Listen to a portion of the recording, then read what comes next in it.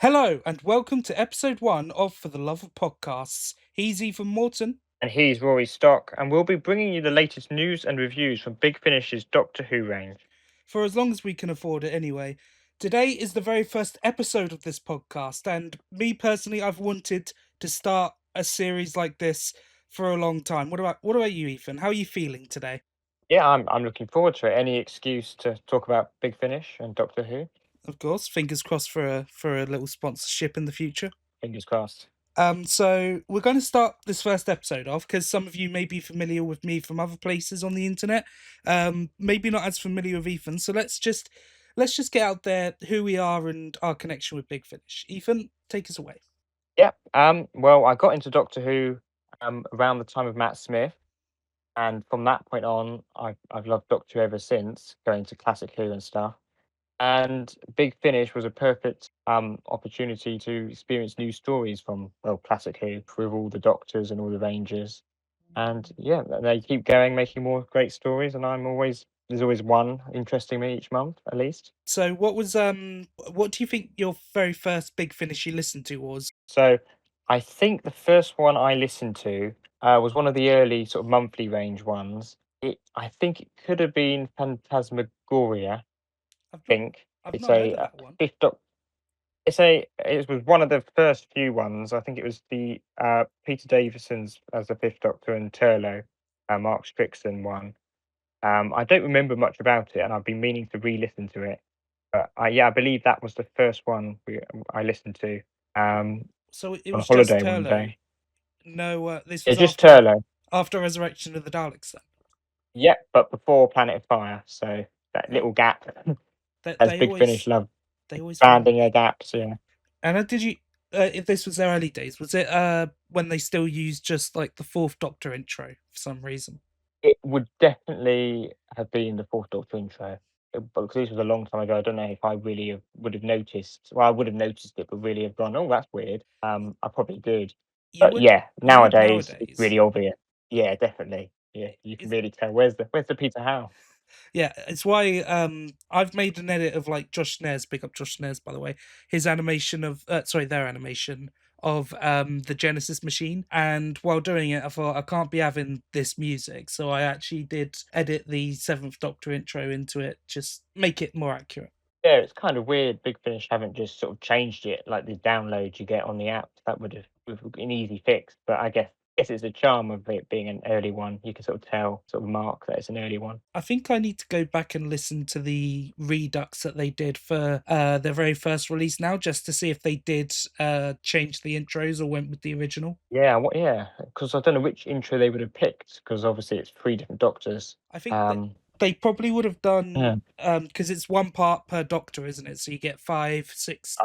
Yeah, that's what I was thinking, because the original version was one Doctor each episode, and then they all come together at the end. But the Redux one was sort of mixing the stories up, if I'm not mistaken. Oh, yeah, you mentioned. I haven't listened to it, but that's sort of the whole point. They wanted to make it less sort of separate, the Doctor's adventures. So that would make it more confusing which theme to pick. Maybe they But did yeah, just I go would like to. with the Fourth Doctors then. Yeah, I mean, I haven't heard of them making a whole new theme for it or anything. So yeah, no, that would be definitely something to test, to try out. So we all know that the first Big Finish you listen to isn't always the first you buy. So what was the first one you bought? Oh, I think funny enough, it was another Peter Davison one, but I don't know if I listened to it straight away. I know I definitely listened to Memories of a Tyrant, which was a Colin Baker and Perry one, which was nearer to the end of the monthly range, back in I think 2019. Yeah, it was definitely 2019. I Yeah, didn't know the monthly range only ended in 2019. That's interesting. and I think they did it. I think it ended in 2021, but sorry, that's when I started in 2019. Oh, okay. But it only ended. It was, relatively speaking, it was near the end of the monthly range. Because I when I thought joined. the monthly range basically sort of died out as soon as box sets started becoming the norm. There was an overlap, I think. There was definitely an overlap. Oh. I could definitely remember my very first Big Finish and the one that I bought actually. Believe it or not, the very first Big Finish I ever thought, right, well, apparently I just have to buy this one. is Diary of a River Song 8, the one with the mechanoids. Oh, yes, yeah, yeah. Yeah, it was all sort of the theme of it was all sort of robots and androids, wasn't it? Against the Yeah. mechanoids. And also, I think a returning character from one of the early Diary of River songs. Well, yeah, it sounded like that when I listened to the episode, but I still haven't been able to find their very first appearance. So that's interesting. But I haven't listened to either of their appearances, but I think it was either Boxset 1 or 2 of Diary of a Song. I think Box Perhaps Set 2 2. then, because Oh, yeah, 2. I listened to one like ages ago, and that's like one of the few big finishes I don't actually have anymore that I used to listen to.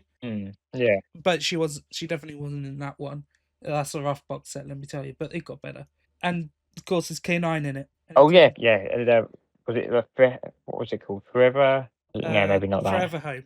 Yeah, Oh, no, it was Forever Home, yeah. great story actually. I quite enjoyed that one. Yeah, John Leeson's always very good. I've been meaning to so many big finishes that I've been meaning to listen to, but that's another one I want to listen to. I got it. I could send you it anytime. I also have it somewhere, Oh, so do you? I didn't think thank you you. bothered with the River Song stuff. No, some of them did draw me in, yeah, and I've listened to the Third Doctor one. Of course. Of course I have. But also the Peter Davison one, that was quite good because that sort of linked into River's past. I didn't Um, listen to the Peter Davison one, but I have listened to the 10th Doctor and River Song expiry dating episode, which does feature a cameo of him and someone else who I'm not going to say just in case no one's looked at the cast list. yeah, yeah, I think I know who you mean. Yeah, that was a really good episode as well. But we keep getting sidetracked. We do. Just probably a good time to mention that this series won't just be let's talk about a Doctor centric episode. We're going to be delving into all sorts of Doctor Who Big Finish, from Companion Chronicles to Diaries of River Songs and War Master stuff and all that. We're going to be talking about it all. And maybe if this gets popular, we could even throw in some non Doctor Who stuff for those who just aren't interested in Doctor Who, the weird normal people of the world. The first Big Finish that I actually listened to though was before I even knew like what a Big Finish was. You know this, don't you, Ethan? It's Blood of the Daleks. Yeah, yeah. You have that definitely has a special place in your heart, I think. It does. It's just like the perfect Dalek story, really. Apart from what we're going to be talking about today, but hey, cool segue. We're not there yet though. Nice early segue. Yeah. A little foreshadowing. But before we get into like that though, what I want to do every month is talk about the latest news and what is happening, and what releases in this month. What news of the Doctor? So, Ethan, I know you like to keep up with the news, so I'm going to let you lead this discussion. What do we got to talk about? Yes, so going back to January, our first announcement, which we're going to cover, is the Violet Hour, which will be the latest Jodie Whittaker 13th Doctor fullcast audio.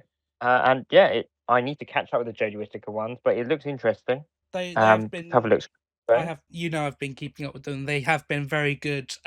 Nothing mind blowing yet, but all very consistently solid.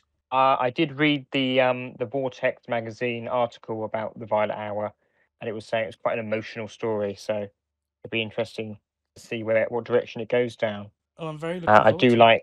yeah, I do always have a soft spot for any historical stories. So this pseudo historical definitely has caught my eye. In case you don't know, Ethan's more of a pure historical kind of guy. Yes, yes, I am. But I don't mind them throwing in aliens if it nicely matches with the plot.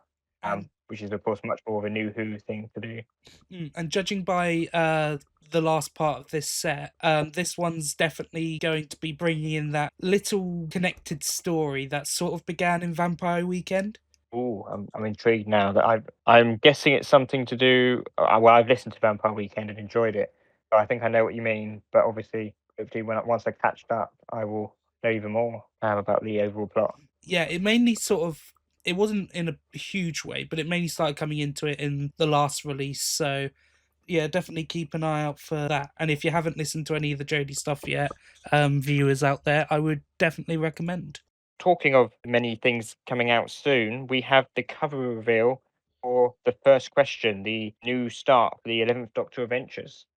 What's your thoughts? Well, probably less excited than you because we've both listened to the original 11th Doctor Adventures with Jacob Dudman, and in my opinion, that's about as quintessential 11th Doctor as you get, other than just inviting Matt Smith along. Yeah, I agree. It was they were amazing, weren't they? They were really great. Those 4 box sets and that bonus story. Pretty much every single one I really enjoyed. They were really good. Yeah, and I'm of the mind of if it ain't broke, don't really need to fix it. So, but they've got Miles Taylor in now, and what I will say is that he is just as good, if not better, than Jacob Dudman. Although I kind of hear them as very similar impressions, but they're both very good. And I know a lot of people have said that that's a really good cast because he was one of us. He was a Doctor Who tuber before he started doing these sets. Yeah, and from reading about this box set, it sounds like the people at Big Finish, the producers and directors, weren't just sort of randomly picking someone else to take on the role. They really did quite a extensive auditioning process. It sounds really good. And the stories also sound interesting. A nice historical one at the end as well. I haven't read any of the synopses yet, but I'll do that a bit later. But just judging, this is a beautiful looking cover. Yes, there's a lot going on, isn't there? It's sort of simple when you first look at it, but then you've got a bit of everything from each story, it looks like. The Salem witch trials in the background, Hong Kong, which is the location where this new companion's coming from, and Space Florida, Yeah, the middle story. new 11th Doctor companion. What's her name? It's Eleanor Fong, played by Jasmine Bays. I haven't heard of the actress, Neither but have I, I'm but sure that's she'll just do Big Finish. a great job. Yeah, exactly. Safia Ingar was also a new actress when she got brought on to do the first 11th Doctor stuff, and she absolutely blew us away. 100%, yeah, she was amazing. Probably my favourite 11th Doctor companion. Well, that's a bold Yeah, statement. beating the TV. I know, yeah, but I think so. Yeah. So yeah, we got the latest Ninth Doctor one being announced, Pandemonium, which again I need to catch up with the Ninth Doctor ones, but they're going back to the Powell estate. Are you? That's the answer. What? You answered the question before I even asked. Why? You know that clip from The Force Awakens where you've got Finn just yelling out, "Why does everyone want to go back to Jakku?" That, but the Powell estate. I mean, it's pretty obvious, but I think they're trying to establish some running thing with the Powell estate, aren't they? Does definitely seem like Yeah. it. I mean, the synopsis sounds okay. I'm not going to judge it until I've caught up, and if I catch up and go, "Oh, I'm a bit bored of the Powell estate," then I mean, my opinion on it might change. But yeah, It's written by Catherine Armitage, and I've heard good things about her. I can't remember what stories she's written before, but I'm pretty sure I've listened to a few. Let me just quickly look it up just to see what else she's written. yes, that'd be a good idea. I don't want to give a credit to her for a story she didn't actually write or something. She's something to do with the Time War Uncharted, Tale of Alex, and Nowhere Never. I think they were really good stories, so Yeah. that's a good name to have attached to the series. Oh, It does. she's a writer on Yeah. His Greatest Trick. Is that the That's War Master? latest War Master one? Yeah, I have listened Yeah. to that one. Which one did she write? Oh yeah, Last Girl Standing. That was a really good episode. And she's also written for the Ninth Doctor before, with the beautiful game from Pioneers. Yeah, the first box set from Series 3. Yeah, I haven't listened to it. I've heard yeah. I haven't listened to it, but I've heard very good things about that one because it's feminism and football, and those are two things that Christopher Eccleston is very into. So he really finds his stride with it, from what I've heard. Yeah, it's always nice to have Doctor Who stories which are written not just for the Doctor but for the actor playing the Doctor. Yeah, And that is, it's definitely a story that I look at and go, oh yeah, that's definitely a Christopher Eccleston one. It would only be more Christopher Eccleston if the writers told him at some point to say, sack Russell T Davies, sack Phil Collinson, and all the others. Well, we haven't listened to it, so they may do that, but I don't think they will. Somehow, no. So yeah, Pandemonium, I'm holding out, well, one for what people think, and also to catch up with the rest of the Ninth Doctor ones to see if I'm invested in the Powell estate or not. I thought like bringing Rose in would be the thing that reignites the Ninth Doctor for Big Finish, and it has done to a degree, but the fact that now we seem to be limited to keep going back to the Powell estate, and I don't wish to say bad things about her because she is a joy in these, but the blame kind of fully lands on Camille Kadori, because if they're not going to bring her in the TARDIS, they got to keep coming to her. I mean, the first few ones, I mean, I've only listened to the first one, but the whole point was sort of arrest for Rose after the events of Father's Day, which made sense sort of thematically and story-wise. But I think now with Pandemonium, it's, the TARDIS keeps bringing us back here. What's going on? So it's now part of this overarching plot that they're building. Because they sort of put their foot in the door for it, but they haven't really, now that they've got Rose, gone past Earth, you know? Because Series 1, if you remember, only ever took place either on Earth or a space station. Yeah. And I was just hoping that we get to explore a few more planets, but who knows, maybe Cloud next 8 time. seems to be the closest to that so far from the synopsis. But Yeah. even then, I think it's like Far Future Earth, High Wickham or something. Yeah, so if you like the Powell estate, your quid's in. I would say is that it looks like Gallifreyan text in the background of the cover, so I wonder what they're trying to say. It looks like it. Oh yeah, these sort of swirls. Yeah. Yeah. I don't know. Wonder what they're trying to say with that. So hey, let's see where that goes. Yeah, it would be nice to just have some sort of aftermath of the Time War or plot line without clashing with the TV stuff. So I don't know how easy it would be to do that, but yeah. I'm sure, I have hope that they'll do something cool with it. But moving on from something somewhat predictable to something that caught me royally off guard. But I know this is definitely an announcement that you were really excited about, and well, so am I. Routons versus Sontarans. Oh. Yeah, we're getting a season 2, man. Yeah, basically series 2, although they have technically moved the names around. But yeah, series 2 basically.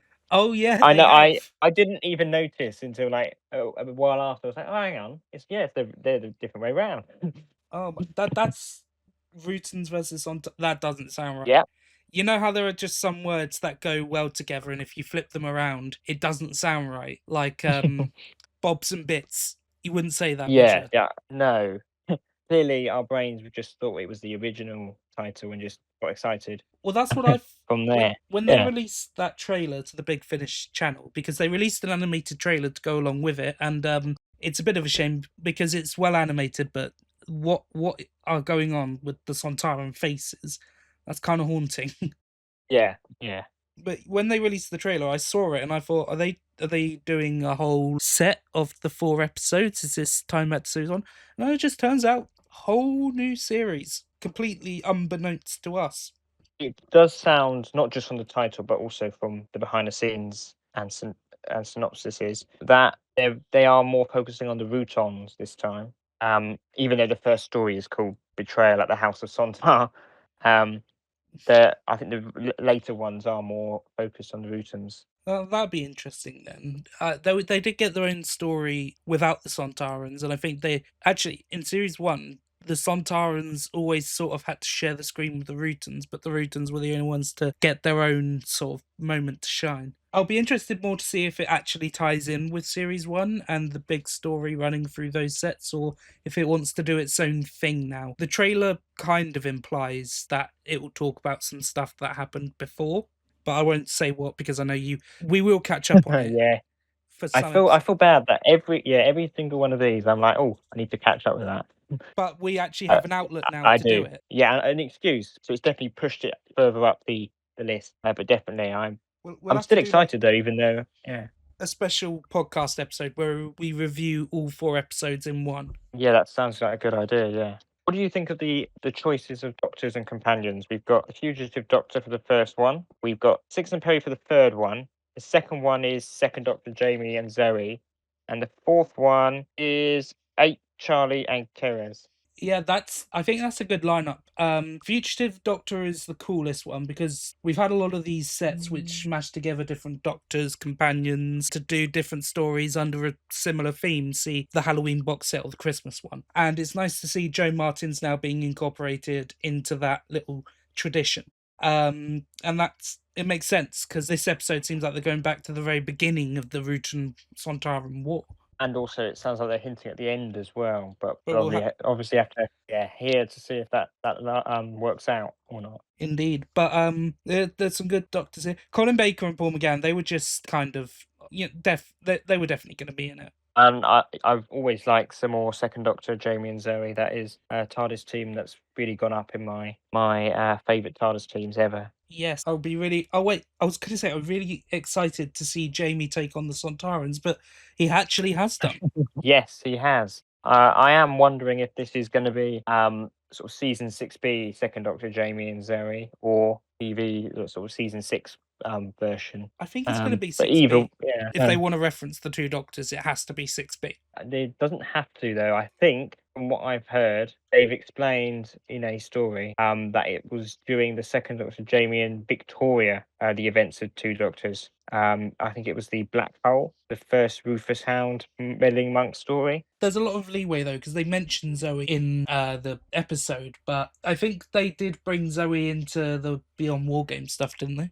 Yes, yeah, no, she's in at Big Finish that she's in season 6B as the fans call it, and sort of become a thing now. Yeah, she is. But either way, it's nice to see them. Yeah, and he had a good showing, didn't he, in the old Doctor's New Monsters box set with the Krillin. Oh yeah, I really, really enjoyed that story. I like that. Yeah. Loved the twist. It was really good. That one. That was my favourite from that box set. Yeah, I think it definitely was my favourite of the 4 stories of Interesting. that one. Yeah. Interesting. Yeah, we'll have to cover those at some point in the future. So I'm looking forward to those. And I think the first one is releasing. We got a date for it, which is unique for Big Finish. Is going to be releasing on the 2nd of April. Yeah. Tie in with the 100th birthday of Robert Holmes. Or would have Oh. been his 100th birthday. Yeah. Oh, so that's why they're doing this. Okay, that makes sense. That's cool. Yeah. Yeah.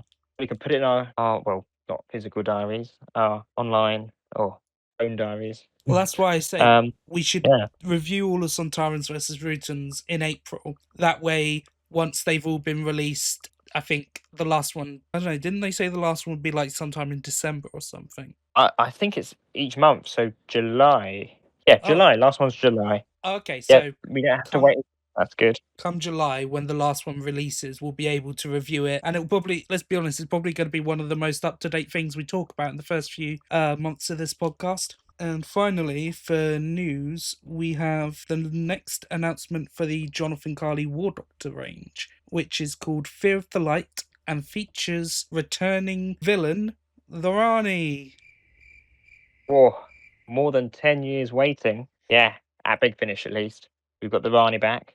Yeah. Played by Siobhan Redmond, who played her back with the last 2 ones at Big Finish, the Rani Elite and Planet of the Rani. And yeah, we're going to... Sorry, it's the same thing that they did with Morbius for those other sets, and I think it's really great that they can still bring back some of their older alumni, let's say. Indeed, yeah. I mean, would be more than happy. I mean, she was great. I felt like she was great in the part, but this could have been a good excuse for them to recast and do a new incarnation for the Time War. But I think either way it works, and it'd be nice to see what they do with the character during the Time War. I think bring her back in any other story, I'm not particularly interested at this point, because although I'm not saying the Rani is a bad character, she is kind of cursed with appearing in either mid or just outright bad stories. Yeah, she's had a bit of a helter-skelter of ups and downs with story quality, hasn't she? Yeah. You say you like the Rani Elite a lot, don't you? I think it's the best Rani story we've had. Low bar included, yeah. In preparation for this, I decided to get a feel for what Rani is like, and I didn't really vibe with the story, but more importantly, I don't think she's camp enough. Say goodbye, doctors. You're all going on a long journey. A very long journey. Yeah, I get that, but also it's nice to see the incarnations being a bit different. So I guess it's what you as a Doctor Who fan prefer. But I felt the story really suited the Rani as a character and used her very well. I mean, on TV, my favourite one would be Mark of the Rani. Yeah. But even then, for her first one, throwing in the Master in there, it does seem a bit unfair. Well, it's not. Perhaps if the Master appeared in her second story, that would be nice to see the dynamic. But overshadowing her in her first story was a bit of a mistake, I think, on their part. Yeah, I agree. But a Time War setting is the best place to put her. I don't want these Jonathan Carley sets to just become what was X doing during the Time War. Let's find out. But the Rani is definitely one of those. Meddling monk next time. They have kind of done that, but I can't say much more. No, okay. We'll keep that secret. Yeah, I think the Rani is a very good one because with her standing as a scientist, I that's the thing I don't think these stories explore enough of.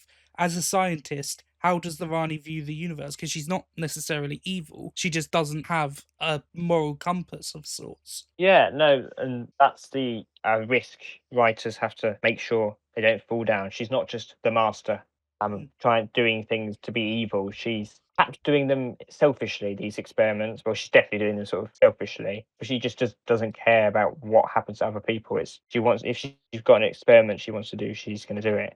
It'd be nice to see perhaps she's going to be sort of forced into helping the Time Lords, like the Daleks, maybe. 'Cause Well, she's obviously an exile as well. that's what I was thinking because you could easily make a connection here between what scientists had to do during like the World Wars, where they were probably creating weapons more than they were actually advancing human progress. And I want to know because I feel like if you're bringing the Rani into the Time War, naturally she's there working for the Time Lords, making weapons to fight against the Daleks, and I imagine she's probably doing experiments on the Daleks. That's what this cover On is the sort of. cover, I mean, yeah, the cover. Ooh, You've got some new variants. very interesting Dalek variants, including a Tetrap, which I don't think is actually a variant, but it's like, No, but why's my man Blood here?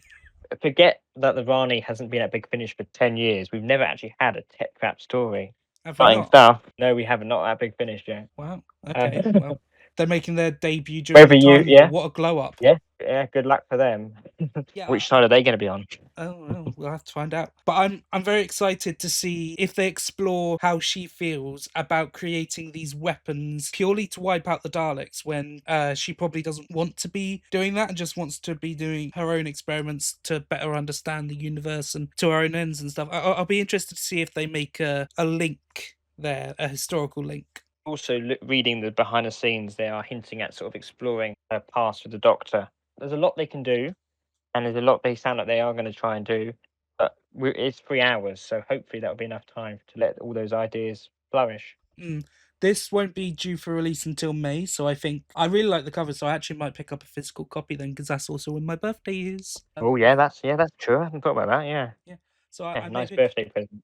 may pick this one up physically. Really looking forward to that one. Indeed, and we have a lot of Big Finish to look forward to in the future because the last major thing really with the news is that they've been guaranteed until the end of 2035 now. The license has been renewed. Yeah, more than 9 years more. Big Finish. Yeah, it's interesting, isn't it? Because I didn't take this like as a big news story, just because at this point, Big Finish's continued success is that's just a given to me. But it's interesting that we know more and we're more secure about Big Finish's future than the main show it spun off from. Yes, I mean we don't. Well, we don't even know if it's going to last past this year. Hopefully. I'd quite like Yeah. Wilderness Years, more Big Finish to listen to. And the show really needs a rest. But we're Big Finish. We're not here to talk about the tragic The chaos. news, the chaos in Cardiff. Oh yeah, that could be a good title. That could be a Torchwood story. They named an event that happened during the Jodie Whittaker era, Chaos in Cardiff, but it actually didn't happen. It was one of those fake news things trying to crap on the show. Well, I hadn't heard of that. Oh no, just learn something new every day.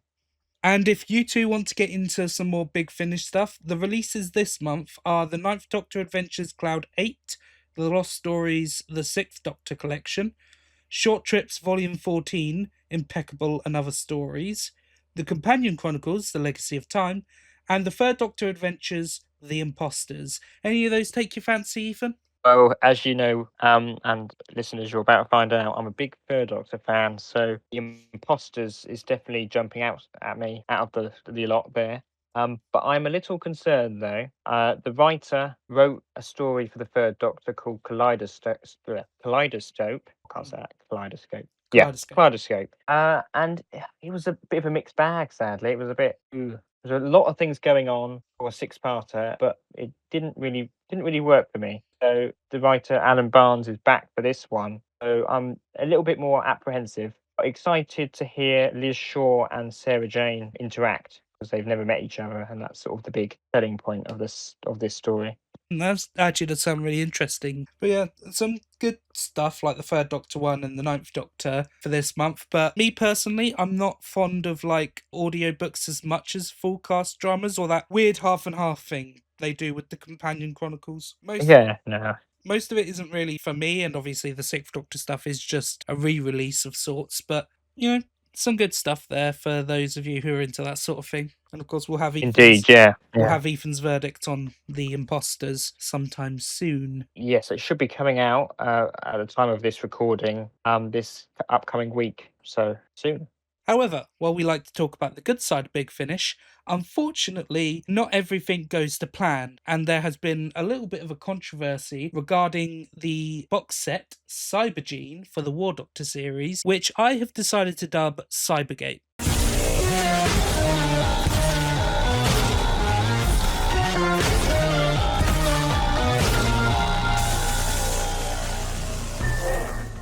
Good name. Yeah. Yes, Cybergene. I was quite proud of that one. So, Ethan, wanna talk a little bit about the story and what you thought about it before? Well, you haven't listened to it yet, but what you thought about the concept. Well, the big selling point, I guess, for last December's release was every Cyberman ever in the Time War. I mean, already Cybermen in the Time War would have been enough of a hook. What were they up to? Second biggest enemy, although I personally prefer the Cybermen to the Daleks. Don't at me, Rory. I know.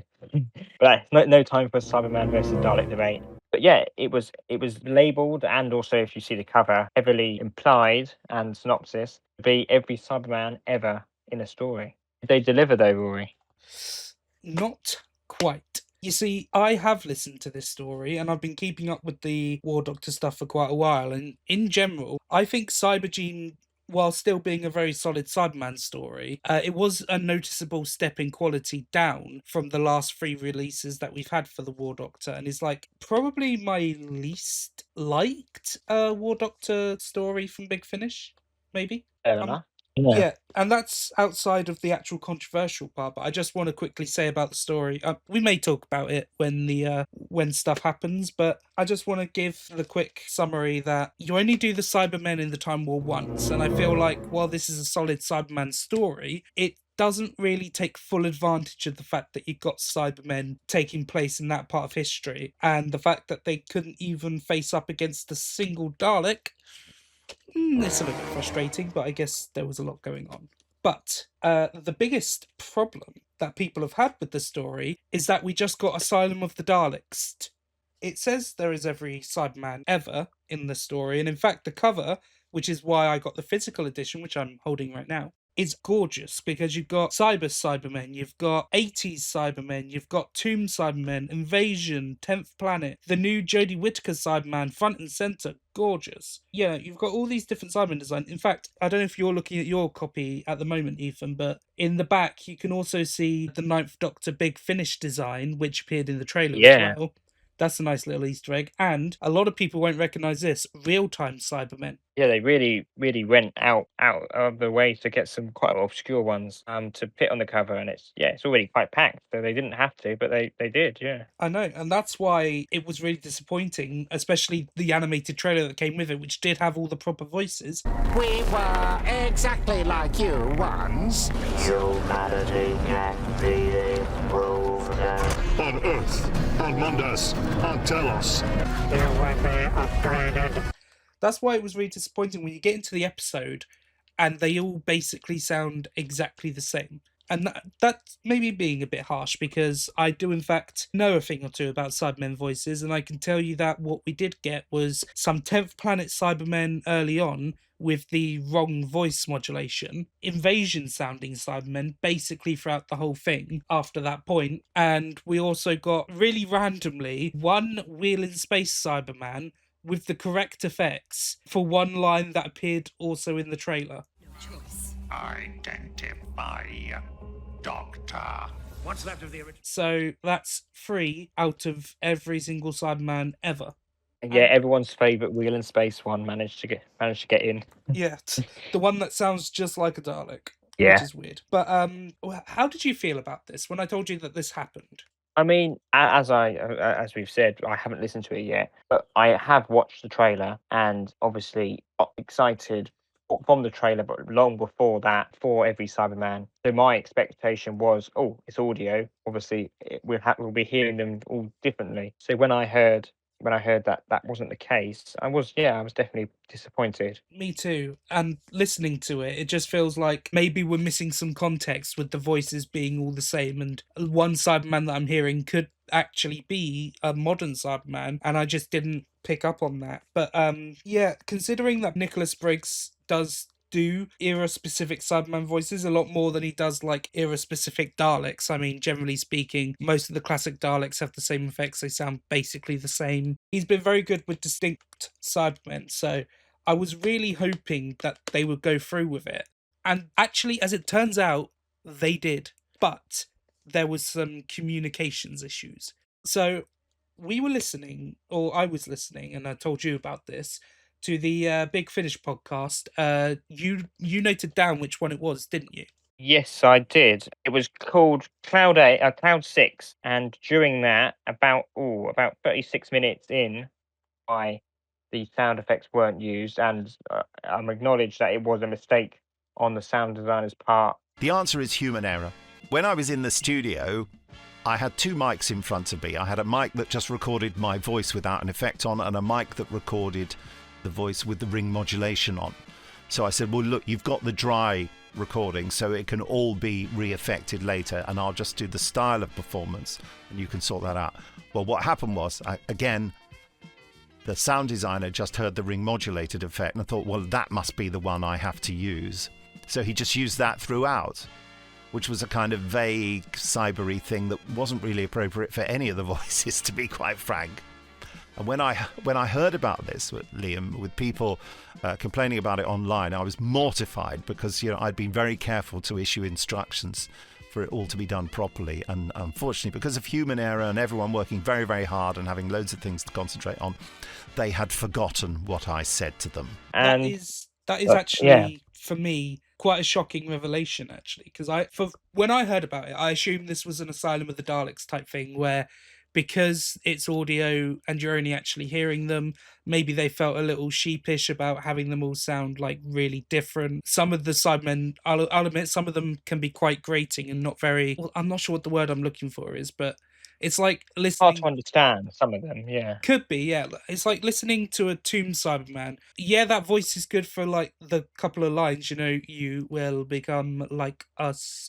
But then you can't really have Cybermen like that doing streams and streams of dialogue for like monologues or whatever. That they are my favourite Cyberman voice, but I agree. That was what I was meaning. They are probably the hardest to understand, especially on a long term basis. Yeah. So I was really worried that they wouldn't go through with it because of that. And when I heard the trailer, not the animated trailer, the trailer that they released, which actually includes vocal scenes from the episode, and heard that most of the Cybermen did sound the same, I was like, oh no. So I didn't for a second think that it was actually a technical issue. But because of this, Nicholas Briggs has actually said that they got someone else. I can't remember who. Do you remember? Oh, I don't think he really gave any names. I may have missed it, but they are going to fix the problem and re-release it with the proper modulation. And for people who got the physical DVD, CD even, they will be sending out replacement CDs. Which is us. Yes, yeah, you got the physical one, and yeah. So we don't have a date when that's going to all happen. I don't think downloads changed because they haven't actually, well, they've announced it obviously in the podcast, but they haven't done like a big official announcement. And then we can enjoy the story how it should be enjoyed. I wonder what they're going to do to announce it. I don't think they're going to release a trailer or anything, but they can't exactly change the cover. So yeah, I mean, based on my experience, this obviously doesn't happen often, but there was a release relatively recently where they sent out replacement CDs. It was the Fifth Doctor novel adaptation of Goth Opera, and yeah, you're right. They didn't do a big announcement saying, "Oh, there's an error on it. Here's the replacements." They just sort of sent it, sort of shadow dropped the CDs with the fixed version. I think some sound effects were missing or something. And yeah, so it might be more of a quiet fix rather than a big announcement. I do hope they say it somewhere though, because as soon as that drops, I want to know, I want to re-listen to it, and I think that's what we'll do for that episode of the podcast, because it's already a really interesting story, and though fixing the voices doesn't exactly save some of the story elements, I think it's just nice that we'll finally be able to get to hear it how Nicholas Briggs intended, because now that we know that he did intend it this way, it is kind of heartbreaking, and I can't imagine how he felt once he realised the voices weren't going to be how they should, and the story was a bit compromised. Yeah, definitely. Yeah, if you want to, if you've got this on download and you want to keep both versions for posterity, I mean, I would download this version now, because I assume once the new version's made, it will rewrite this version of Cybergene on the Big Finish website. So if you go to download it in the future, it will be the fixed version with all the proper voices. But if you have the physical, like Ethan said, you will be given replacement CDs, not a new case, unfortunately. And I don't know how much Big Finish collectibles could actually be worth one day, but I think it's interesting that we get to keep the, let's call it the bootlegged version of the story, because it could, I don't know, maybe it could bring us some money in the future. Maybe it could be kind of a collectible thing. Yeah, I mean, I kept the old the broken goth opera ones. I just swapped them out and put them in the paper sleeves that the replacements came in, which Yeah. I'm going to guess is how these ones will come in.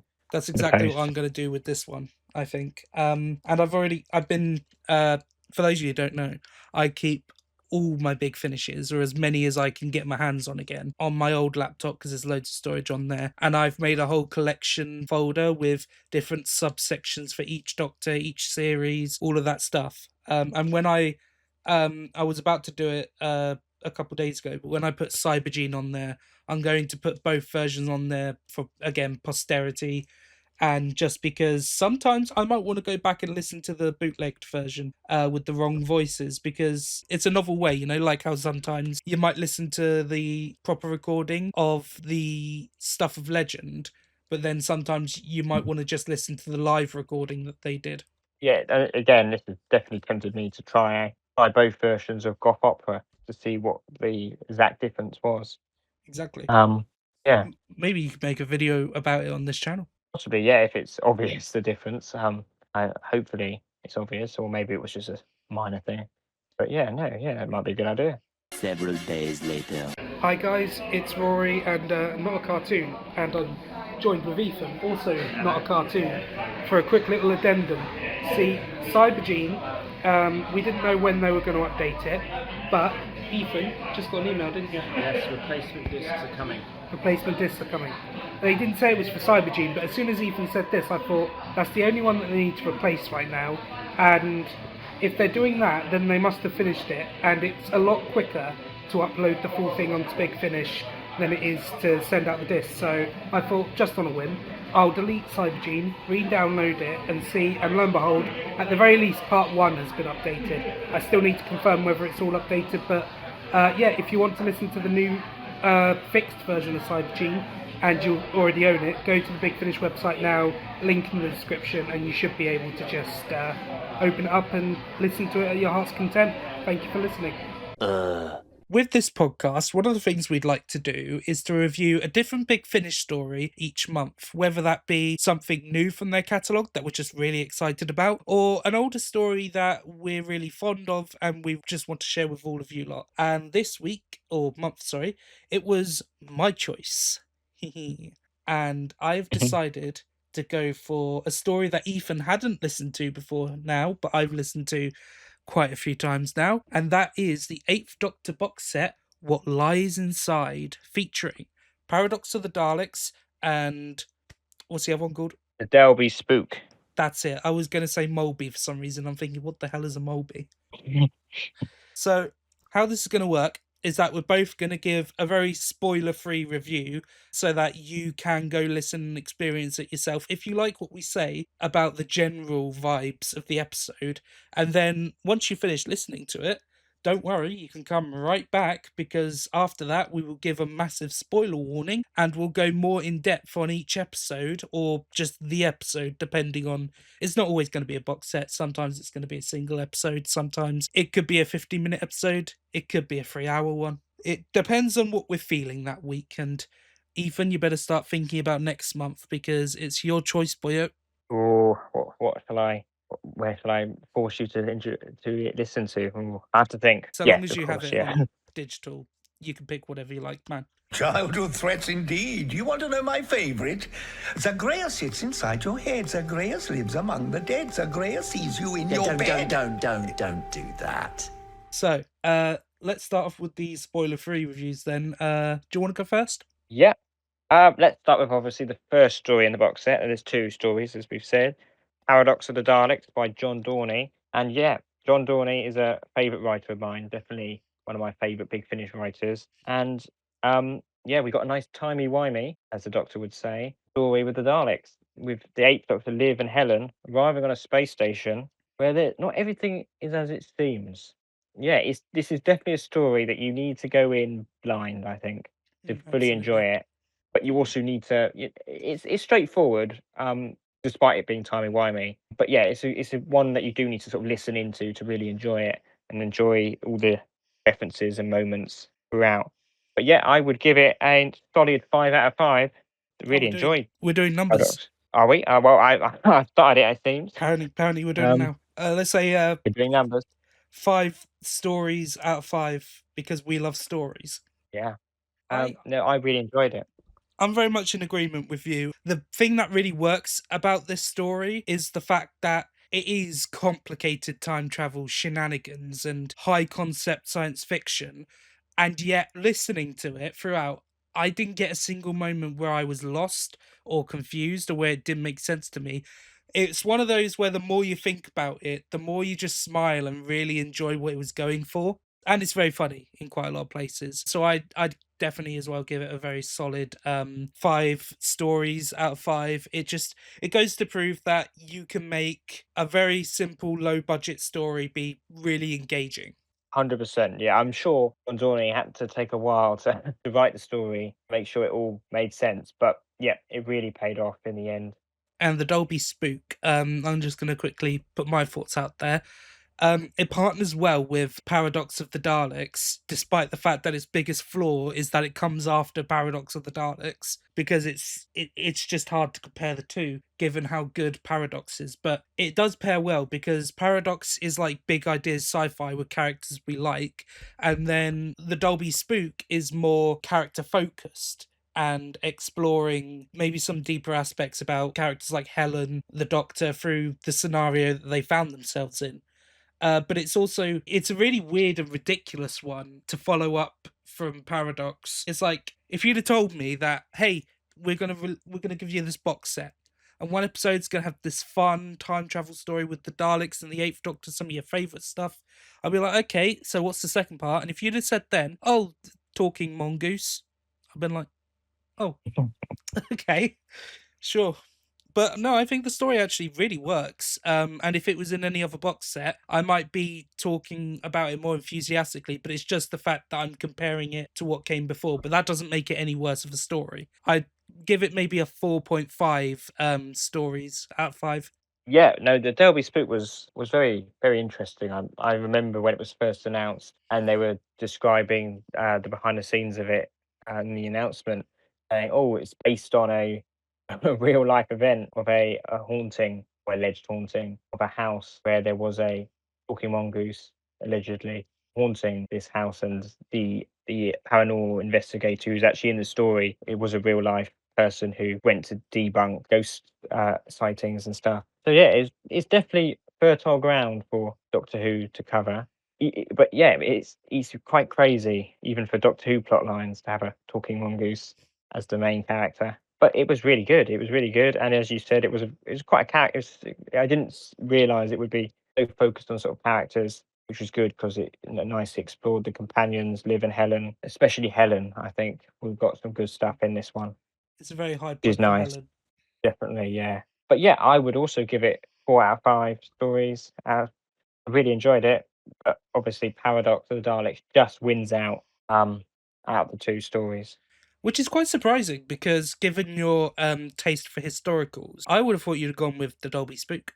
Yeah, but while I do really love historical stories, I also have a very strong soft spot for sort of timey-wimey stories. There's Yeah. quite a few Big Finish ones I've listened to which have that sort of timey-wimey element, which I've Yeah. really enjoyed. Funny enough, quite a lot of them by John Dorney.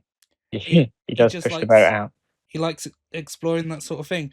I'm wondering if he wrote the time travel one for one of the Reflections box set for the Eighth Doctor, because I know that there's a very time travel one where all the events are told in the wrong order. I'm wondering if he Mm. wrote that. I mean, I can't comment on that exactly, but he's a regular writer for the Eighth Doctor, and he wrote 24 Doors in December, which was the Christmas one with 8 Charlie and Audacity, I really which, like that one. I mean, that was told chronologically, but was told daily like a advent calendar, which I thought was really a nice Structure. gimmick. Yeah, structure. No, gimmick, bit more negative connotation. Yeah, structure. It's a nice structure that linked with the sort of Christmassy theme, and I really enjoyed that one as well. It was very good. Yeah, So yeah, John Dorney, very, very good writer. And this is a solid box set. And it's almost mental to consider the fact that this box set links up with What Lies Inside, which was released like a few months afterwards. Because as a pair, these are like 5 stories, 6 episodes, and they are all absolute bangers, like really, really good stories. We were blessed in 2022, I want to say. oh, yes, I think you're right. Yeah, it was either 2022 or 2020. No, yeah, 2022. It was the first year that they started the format of 2 box sets per 80s slash Again Doctors, 2 box sets for them, and then obviously one for First Doctor. When basically when they started after the monthly range, this format that they're doing now, box set format. Honestly, I don't know what they were on to make so many good stories in a row, but it proved that after the somewhat complicated connected ties of Stranded, Ravenous, all the way back to Dark Eyes, they could soft reboot the Eighth Doctor and still create amazing standalone pieces. Yes, it was definitely nice. Actually, before we go on to the spoiler review, just in your own spoiler-free way, how did you find, because you hadn't heard any Liv or Helen stories before this, had you? No, I hadn't. No, I only know the very, very basic reading sort of box set synopsises without looking at any spoilers. So yeah, I hadn't heard of any of them for Helen or Liv. No. What did you think of them as a duo, and how long did it take you to sort of get what they're about? So I can pretty much straight away I can get why they are a really popular TARDIS team, and I think if I continue listening to them, they would probably become one of my favourites. They're both really good. I like their dynamic together, but also with the Doctor, sort of bantery. You can tell that Paradox of the Dalek isn't their first story. They've been there for a while. They know what they're doing, and there's already a really strong connection there. The TARDIS team. I definitely agree. So that was our spoiler-free take. Now, if you don't want anything to be ruined, I suggest you click away. Go listen to it. Like, what are you doing listening to us? Go. That's for me to know and you to find out. Spoilers! Oh, I get the feeling you've always wanted to say that. Helen, how's it going in there? Fine, thank you, Liv. I mean, broadly speaking, fine. I'm not quite sure how all the controls work, but I'm certain I'll get the hang of it. Well, that's that wall told. I probably won't try that switch again. Well, I hope you've all had a chance to listen to it, because we're about to do the deep dive. And I want to quickly make one point while I have it in my head, Ethan. I love how you can go back and listen to this story and still find new details you didn't hear the first time. It's kind of the nature of the beast with stories that are very time travel heavy, where you learn about stuff that's happened in the past but is happening now. But specifically, there are fun details that I've noticed. And my recent rewatch or re-listen, I noticed something that's sort of been in the back of my mind, but I didn't pick up on before. And that's, the Doctor's device that he uses to disable the Daleks. Yes, yeah. The name they came up with... Got what it was called, yeah. The name they came up with that was the Wave Front Stabilizer. But obviously that's a nonsense name just to make people believe it, so that when you realise it's the device that the Doctor made, you're like, oh, that's how they got it. But I don't know whether it's intentional or not, but even the cast can't remember what fake name they gave it, because they keep switching between the wave front stabilizer and the wave form stabilizer. And because some people know some stuff, literally no one picks up on that or even really cares to pretend they know about it. And I find that really funny. That's a great thing about this story. Obviously, this is a story that is definitely worth re-listening to after you've listened to it. Perhaps not straight away, but as you said, you can spot loads of new things. It was nice listening to it one time, as I only listened to it once. So I really enjoyed sort of thinking back, oh yeah, I remember that.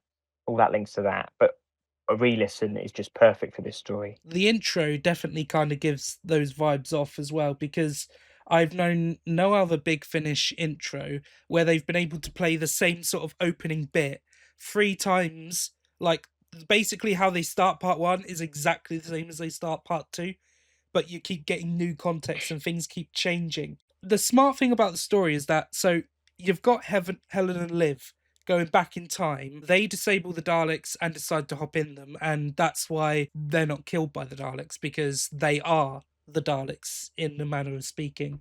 So they decide to re-engineer the narrative, and because you're thinking about that and you're thinking, oh, that's pretty clever, I see what you're doing, you don't even consider the fact that they've got another twist that they're still building. But it's little details, like when they talk to Petum and, oh, what was the female scientist called? Oh, hang on, let me get it up. Vori Iving? Say again? Yeah, I think it's, or Jemish. Jemesh, that's it, yeah. Hang on. Sorry, yeah, I'm getting the Dolby Spook. Yeah, it was definitely Jemish. Yeah. So when Jemish and Petum first see Liv and Helen come onto the scene, we hear very specifically that Petum says the Daleks are coming, and then Jemish is like, what? No, the Daleks aren't coming. Careful, focus, right? Now, that's really clever in itself, because that gives them a nice cut-off point for the opening of part 1. Just cut out the bit where Jemish is like, no, they're not coming. Be quiet. And you've got a good hook before the intro. But when they build upon it and Liv and Helen ask, do you know what Daleks are? They immediately go, no, we don't. And you don't pick up on the fact, or at least I didn't at the time, that they literally just acknowledged what a Dalek was. And I mean, you don't even think about the fact that they were expecting a Dalek invasion. And then when they pull the rug out under you and then very slowly piece together that the Doctor has also done the very same thing, where he's gone back in time and started re-engineering the narrative to work in their favour. It's just a really nice bit of misdirection that you don't see coming. Yeah, this is definitely a story that the more you think about it, the more you enjoy. Just every moment, how it's cleverly engineered, put together. It is definitely it's one of the best Big Finish stories I've listened to. I love time travel stories where the narrative, when you think about it, technically wouldn't have happened. Like, think about this, and they mention it in the story. The Doctor and co wouldn't have even come to the space station if they hadn't discovered the temporal helix and the distress call.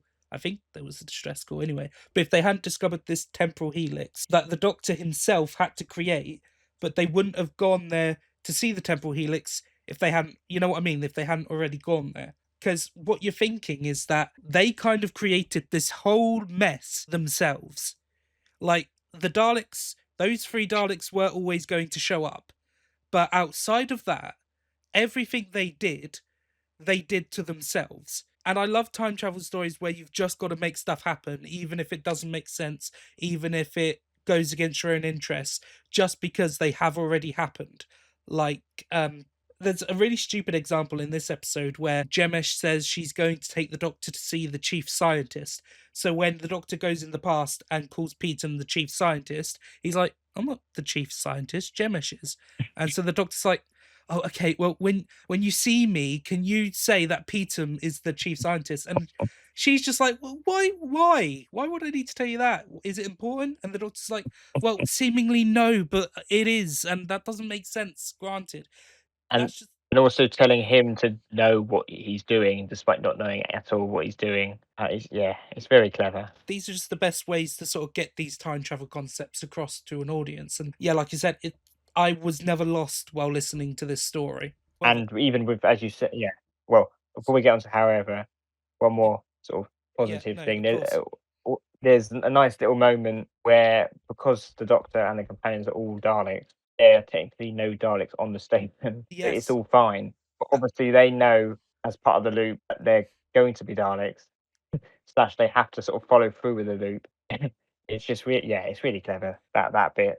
It's really funny little funny moment. that they don't have any proper Daleks for all of part 1 until they themselves bring the Daleks in. And Exactly, yeah. especially the part 1 cliffhanger, actually building up to that, because there's a lot of great Dalek moments in this, and I have to say that very loosely because obviously technically they're not Dalek moments, they are people pretending to be Dalek moments, but it's a great Dalek line where the Doctor's like, oh, that shouldn't have worked. I was trying to sabotage you. And the Dalek just says, unsuccessfully. That's funny to think of a Dalek talking like that, because it is something a Dalek would say, but that's also the Doctor getting to pretend to be a Dalek and messing with himself. What is happening? Your adjustments have proved successful. Your assistance to the Daleks has been noted. Your extermination is deferred. I mean, don't think I'm ungrateful, but none of that should be the case.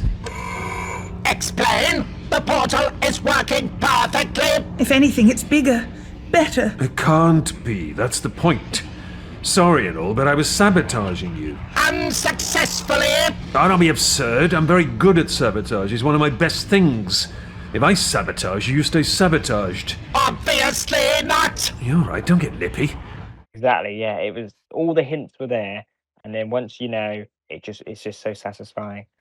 It's such that's why that happened. That's why that happened. Oh. It's a tightly structured narrative where you can look at all the interactions in a very different way afterwards. And also on the subject of Nicholas Briggs and his Dalek moments, I do have to say that whether they were pretending to be Daleks or actual Daleks, Nicholas Briggs has a load of great moments as the Daleks in this one, especially when Liv and Helen were first getting suited up. Yeah, there was loads of great moments. And as you said, I think at the beginning, some scenes are repeated.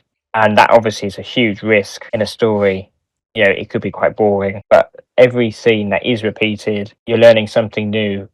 And you're looking at it from a different perspective, which is where it's so satisfying. Despite hearing the same scene or events, again, you're seeing it from a different viewpoint. You're understanding it differently, and it still feels completely fresh and new. Yeah, they only ever show you as much as you actually need to know, so it doesn't become too stale when you get to those repetitious bits. However, this was the however that I was going to mention. Oh, yeah.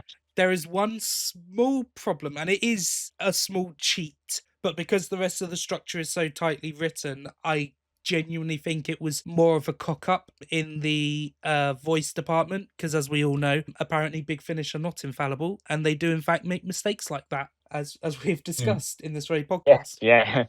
Dalekgate is, we're not quite ready to use that title yet, but later on in the story, there is a standoff in the control room where the Supreme Dalek has spotted the dead Khaleds, which Helen and... wait, hang on. No, I think this is the Doctor's dead Khaled that he took out the Black Dalek and put in the corner. Supreme Dalek Yes. notices this. And this is where Among Us begins, basically, where it's like, who are the imposter Daleks? And the Doctor is starting to get worried because now he knows he has to do something or Liv and Helen will be found out. And so one of the Daleks says, wait, I think I know how to spot the traitors or whatever. And then all they hear after that is shooting, which is the leeway the Doctor kind of needs to be able to go back in time, reverse engineer the narrative, and make sure that his friends aren't the ones getting exterminated, but it is in fact the Dalek Supreme. Here's the slight problem that I have with it, though. That Dalek line, when we first hear it, is said by the Dalek Supreme, making you think that he's found Liv and Helen out. But when it's said again, when we see more context, it's said by the 8th Doctor as the Black Dalek. And that, to me, feels a bit like a cheat. That's the only plot hole I found, though, but it bugs me a little bit. I did not notice. No. You'll have to listen out for that next time you hear it. I think on re-listen, I'll listen out for that. But yeah, it's just one of those things where you see something so brilliantly done that when there's just a little bit of a sleight of hand and you can see it and you just feel a bit put out by that. But otherwise, Yeah. the rest of that scene is brilliant. The Doctor as the Dalek quoting "He who smelt it dealt it" is absolutely brilliant. Yeah, that was a good line. What did you think? I know I kind of already asked this, but now that you can talk more specifics, any sort of scenes between the Eighth Doctor, Liv, and Helen that stand out to you? I mean, funny enough, from the get go, the first scene in the TARDIS immediately established, oh, this is their dynamic. This is fun. I'm going to enjoy this story, and that was just like the first scene. And then, of course, as soon as the plot starts, that was also really enjoyable. So yeah, it was a perfect mix. But yeah, I think that scene and any of the scenes with them in the Daleks, like later on in the story when we know they're in there, we're trying to carry on this loop without revealing themselves, without damaging the timeline. I really enjoy their relationship with 8 because you can tell they're veteran companions at this point. And you know damn well when the Doctor says, stay here in the TARDIS, do this, do that, that they're not going to listen to him. And I think it's like when they're in the control room, the Doctor's like, no, I swear it's just me. And then the Daleks are like, 2 life signs detected. And it's like, oh, well, it was supposed to be. But I guess I should have expected better at this point. In fact, way back in Doom Coalition, I think, they actually lampshaded this, where Helen was just like, Liv, I'm new to this. How long do you usually leave it until you follow him when he says don't follow you? She's just like, about 3 minutes. And that's what I like. If you need like a meta bit joke that's a bit lampshady, you always go to Helen and Liv. Liv is very sardonic, quite serious. And then Helen is a bit more playful, I guess, and down to earth, and it creates a really good dynamic. And especially since Liv is from Caldor in the future, whereas Helen's from the past. And I think Big Finish realised that it makes great dynamics. And so when they have 2 people in the TARDIS, they usually do come from 2 very different backgrounds, and yet just get on so well. Like, oh, the relationship between them is brilliant. I mean, this is just another sort of evidence that we need going on to screen on-screen TV Doctor Who. We need companions that aren't just from present day Earth. This is a TARDIS team with a historical companion and also an alien futuristic companion, and it proves that they work perfectly here and would work perfectly on screen. And their interplay is just so infectious to watch as well. Yeah, so I just really loved them as a duo, and this story doesn't really give anything new to their dynamic, other than the fact that Liv at this point has met the Daleks quite a bit through Dark Eyes, but this is actually Helen's first time meeting the Daleks, which it might be a bit of a plot hole because she seems to recognize what a Dalek looks like in Stranded when the Doctor makes a snow Dalek. But regardless, this is her first proper encounter, and you obviously have then the dynamic of the veteran going up against them again versus someone who's only just sort of seeing the damage that they can cause, despite the fact that for most of it they're not real Daleks. I just have to keep reminding myself of that fact, because every time I say, oh, this is her first meeting with them, or she's finally seeing what a Dalek's like, it's like, well, not really. She's seeing what people are pretending to be. Yeah, it's really clever. While I did really enjoy the TARDIS team all together in the beginning, it was nice that it was quite quickly split them apart, because, as you said, they're veteran companions. They know what they're doing, and they can easily lead their own scenes without the Doctor being there, which has proven really well from pretty much the get-go in this story. Yes, definitely. The side characters as well, they're not like deep or like the best written characters ever, but they're the kind of characters you need for a story like this, where they are fun to be around. They're struggling to get their heads around everything that's going on, despite supposedly being temporal engineers themselves. And I just found them nice characters, nice people to be around, and you just hope that they get out of this alive. I mean, it was nice. Petum was played by Joseph Milson, which obviously he's more famous for playing Maria's father in the Sarah Jane Adventures. But it's always nice seeing. You're joking, sure? Yeah. Really? No, I'm not. No way. Joseph Milson. I'll double check, but I'm sure. Yeah, he's done a few big finishes. Yep, 100%. Yeah, it is definitely him, and he's playing a completely different part than that. But it's nice to see him appearing. Oh, damn. So many big finishes. Yeah. Oh no, that's so weird to me, because I could have sworn I would have recognized him, but he's he's been in a few that I've listened to. Like, he's been in the 8th Doctor Adventures Audacity. Yes. He was in Dalek Universe 3. And no, wait, that's still Dalek Universe 3. I didn't know. Oh my god! And his latest appearance, the First Doctor Unbound Return to Marinus. Yes, I haven't listened to that, but I have listened to the one before, Knights of the Round TARDIS, where he played one of the historical figures in the story, Simon de Montfort. So he was sort of the main historical figure focused on that story. So again, he didn't take me out of the story going, "Oh, that's Maria's dad." Well, obviously didn't for me because I didn't even recognise him. No, exactly. No, exactly. He's been in quite a few. Mental. All quite recently. And most of have them to Dalek say. ones, weirdly. Yeah, funny enough. So I guess that's all we really have to say on the story. It's a very good. We already gave our rankings, but it's a very good time travel piece. The characters are fun enough, and yeah, it's literally 5 people plus Daleks in a small area. And I think if either of the Daleks has taught me anything, it's that sometimes the Daleks with very few characters in an enclosed location is where they do their best work. Indeed, or even Dalek, the very first New Who one. Of That's course. a nice enclosed sort of location. Of course, of course. So that was Paradox of the Daleks. It's going to take a lot to follow it up, and the fact that the Dolby Spook does it with any kind of dignity is pretty commendable. Indeed, yeah.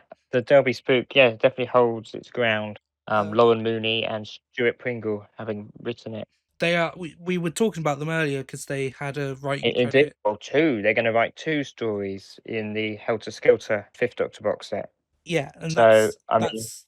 Yeah. I forgot that they wrote the Dolby Spook. So hearing that now has made me even more excited actually for Helter Skelter and even more convincing to buy actually. But yeah, they're quite a prolific writing duo in Big Finish, and I think they've put out some bloody good work. Yeah, they're still relatively new in the grand scheme of writers at Big Finish. They started in some of the Torchwood monthly range. I mean, that's a few years ago now, so they have done quite a lot since, so I guess you can't really call them new writers. But yeah, they've really done a lot of Big Finish lately. And that does make sense though, they started in Torchwood era, because this story is a very down-to-earth one. And what I just realised I said that about the story with the talking mongoose. But what I mean is like, yes, it's about a talking mongoose, but at the face of it all, it's a family story about a daughter whose relationship with their father has become a bit strained, is not the best, because obviously, when's this story set? Oh, either 1910s or 1920s. Yeah, exactly.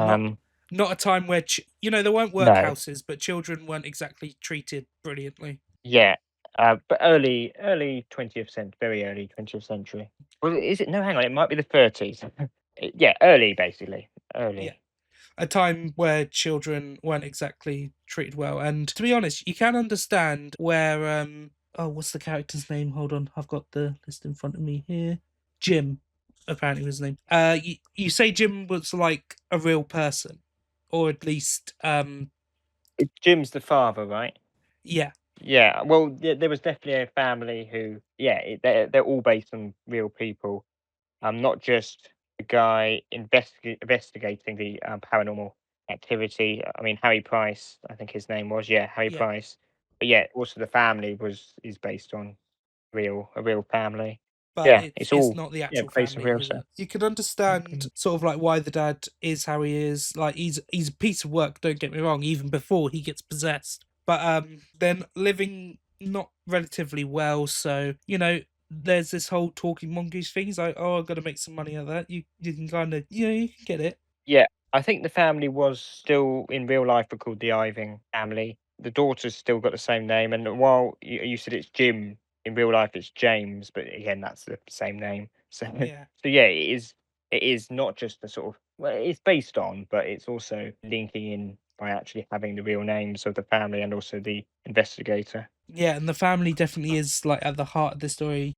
I really like what happens with Helen and the Doctor in this story, because the Doctor thinks he knows what's going on because he thinks he can explain it with science-y fiction stuff. But Helen, because in case you didn't know, she also did not have a great relationship with her own father. To give you the underlying thing, she brought shame to the family name because of the events of her first story and having to steal some art pieces for a good cause, don't get me wrong, but because of that, when we explore members of her family, we can see that she wasn't held in the highest regard, and her father might have even been like if not physically, definitely mentally abusive to her. And you can see why her caring comes out for, how do you pronounce this kid's name? Vori, I think. Yeah, Vori. Vori, yes, that's it. You Yeah. can understand her caring comes across to this character who she can see a lot of herself in, and the Doctor, because he's it's maybe I would call it autistic brain because that's how I see it, but it's very much doesn't quite get the family connections and the emotional side of it. So he thinks he knows everything that's going on and makes the wrong choices, while Helen's just constantly trying to tell him what he should be doing and what the situation turns out to be. Mind how you go now. We'll be back in the morning. Really? Bright and early. Doctor, we can't go back. It's ridiculous. You're being ridiculous. Helen saw him. I told you I saw something.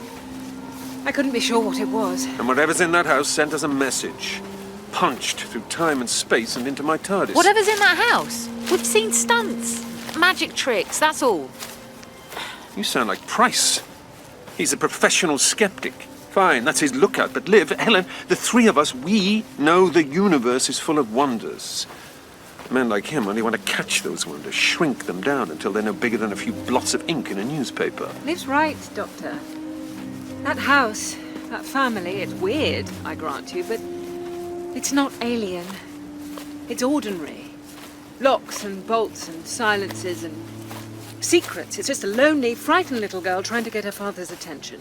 Yeah, it was definitely surprising. Obviously, when you read the synopsis, you're like, oh, this is going to be a bit of a silly one with Talking Mongoose. But I'm glad the story did go down more quite serious routes, exploring sort of characters and sort of emotions and all that. And it does that really well. And also, you get the alien mongoose as well. Jeff the Mongoose. I think Harry Myers did a really good job at playing him as well. It's a very fun character, and I did listen to a bit of the behind the scenes at one point when I was walking home and the story finished before I got home. The behind the scenes came on and I just thought I'd leave it on for a bit. And they were talking about, Nicola Walker was talking about how she'd love to have like a spin-off with the mongoose, and considering how sardonic she is as a companion, I think that is just a phenomenal pairing. Bring in Frobisher the Talking Penguin or Rosto from Sisters of the Flame and you've got like loads of cash, you know what I mean?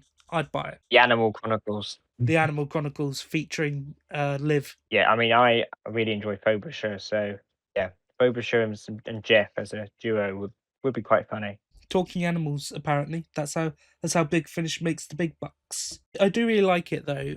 Doctor Who is very much a show that can take these historical myths, as it were, and put a Doctor Who-y twist onto them. So like the best examples I can think of is making the Loch Ness Monster a Zygon creature, or there's another example I had in my head, I think. Yeah, it's Time Lash, the board. What's it called? I don't know. Board. Borad? Yeah, Time Lash, basically. Borad, I think. I haven't seen Time Lash in a while. You're shock. Missing much. Yeah. Not missing much. I like the idea of taking these old historic myths. Oh, that was it.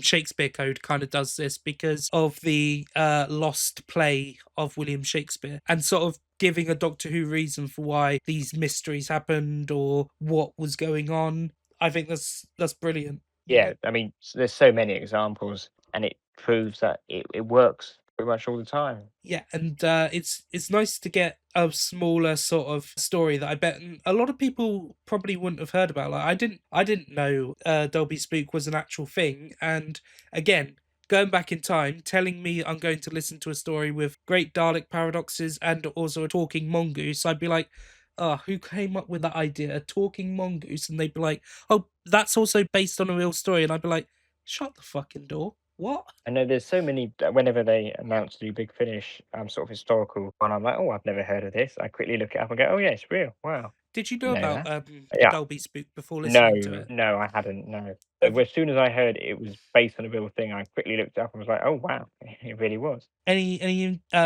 interesting information that they may not have covered? I think they covered most things. I mean, I did have a look again after I listened to it. On the whole, they stuck with it. I think in real life they came to the conclusion it was a hoax, sadly. it wasn't an alien. But God damn it. it I know, but it's definitely a really good topic for Doctor Who to cover. It's just perfect one. I think they should do this more often. If you go to a historical, don't necessarily do anything like big or whatever. Just talk about a small thing that actually happened. Maybe you can play around with what the characters are actually like, or what the people, I should say. But just inform people about something small that happened to a family once. That's really interesting and fertile ground for some good character work. And with Big Finish doing so many stories, and also Doctor Who, they are sort of running out of the obvious ones, which is good. It will sort of force them into doing more obscure sort of historical settings and events. Because at the end of the day, even if we don't know what it is, if we choose to listen to it, we're gonna learn something new.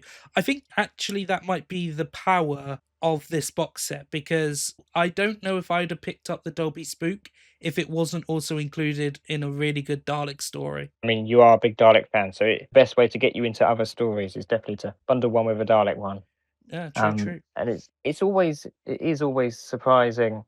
You go to a box set or a story. Well, no, it's more box sets. You go to a box set, going, yeah, I'm buying this one. I'm listening to this box set for this particular story. And quite a few times, I end up finishing the box set, going, oh, these other ones that ended up being more my favourite, and they weren't the ones I was going listening to. Yeah, but that's before. really That's always exciting. nice. It's really exciting, isn't it? Because Yeah. I have a similar thing. Big Finish have had this thing for a while though, which you might consider a problem, where they'd include a really good story that works standalone in a box set, but to experience that, you also then need to buy a really expensive box set when originally they could have just released it like standalone. But the flip side of that is by doing these box sets, you get to listen to more stories that you wouldn't have considered before, and you might find yourself with some new favourites. This is also why I like going into some Big Finish stories like completely blind. Like if a new release happens, like I think there was an example somewhat recently, but I can't think of what it was.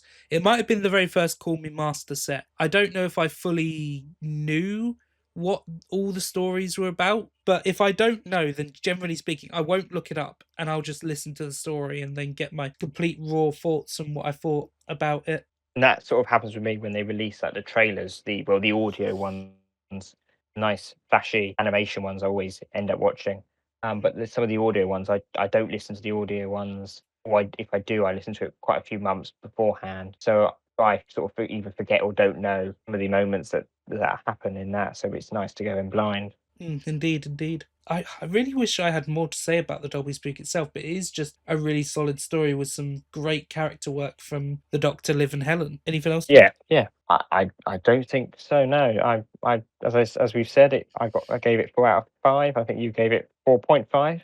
Yes, I did. It's still really solid. I would definitely listen to both stories again separately if I'm feeling like it. Yeah, these are both really good stories, and Dolby Spook shouldn't be forgotten. I don't think should definitely not be forgotten. Absolutely. So that was the What Lies Inside box set. Did you have fun talking about that, Ethan? Good time? Definitely, yeah. I'm glad you recommended that one. So I can now say I have listened to some 8, Liv and Helen, and I definitely want to listen to more. Great. I don't know if we can cover a lot of their stories. It might have to just be the odd one-off, because obviously they're very tied in with the overarching plot of the original, but we could definitely go to connections at some point, because that is just as good, if not slightly better, than this box set. Yeah, I'm very looking forward to the Drax story and the Weeping Angel one from that box set. Oh mate, So yeah, that would be nice story might be one of the funniest Doctor Who stories I've ever listened to. Oh, I'm looking forward to that then. I do like a nice comedy one. It's so fun.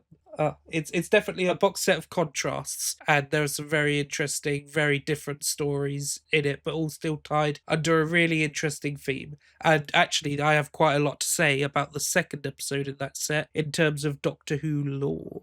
Ooh, because obviously Drax is a Time Lord, so it's always a nice opportunity to explore that. But obviously, don't spoil it. Not going to spoil anything, but of course, that is basically the podcast for this week, or month, should I say. So I hope you guys are enjoying it, and I hope you stick around for more in the future. Any closing words? Well, I think we could announce the next story we're going to do a review on. Oh, you already for next month. You already know? Yes, I think to tie in with April's seemingly becoming Turlo month, let's do the second box set in the 40 celebration of the 40th anniversary of Peter Davison as the Doctor. Oh yeah, I've heard about that. How does that sound? I've never actually heard that one, and I was really excited to do a big finish that I haven't listened to yet. As like, Yeah, it's been really nice. Yeah, thank you everyone. it's really fun And we'll talking see about you stories next you've seen month. a lot. Goodbye. But, like, to explore first impressions, yeah, I'm really excited about that. I mean, it's not a spoiler just yet, but the Autons are my favourite, so that may have influenced my decision making. Naturally. But yeah, I haven't listened to it either, so we'll be both going in blind. But I'm guessing you've seen the cover. There's a lot going on. Yeah, there is. Yeah, that should be very exciting. So you heard it here first, folks. Next week we'll be diving into the Autons and the Fifth Doctor. I hope you enjoyed the video then, and I hope you'll stick around for next week when we discuss that episode. If you did enjoy, please like, favourite, and subscribe to this channel.